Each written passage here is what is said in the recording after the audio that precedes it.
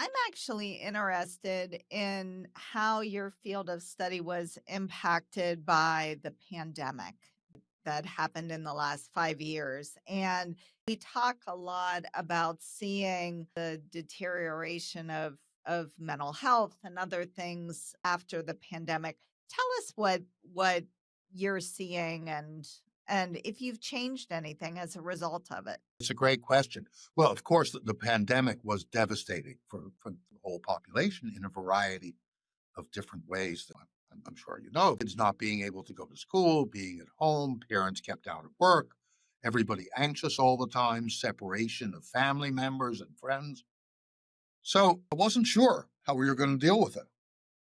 But it was clear instead of doing our trainings, and our work is really about education and training people, which have always been in person.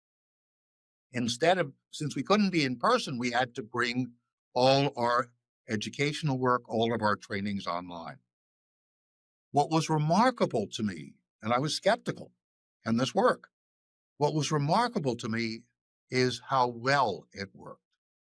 And I think obviously online communication became more important to all of us during the pandemic.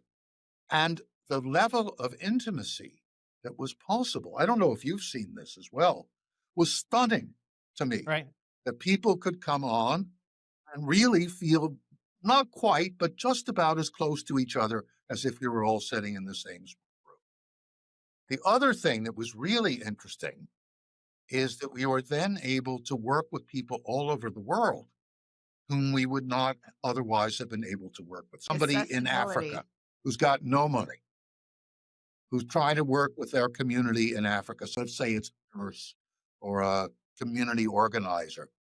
We would be able to give them a scholarship, bring them on screen, and they'd be in the same group as a doctor from the Midwest, as a psychologist in a war zone in the Middle East, as a woman, a covered woman, or several covered women from Ukraine, and an ultra Orthodox rabbi from East Jerusalem. And I'm thinking of an actual group that I led.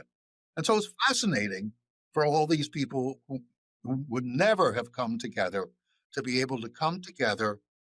And in the context of our groups, where we don't let people analyze or interpret or interrupt, where people are there to make discoveries and learn for themselves, how they were able to learn from and come to respect each other.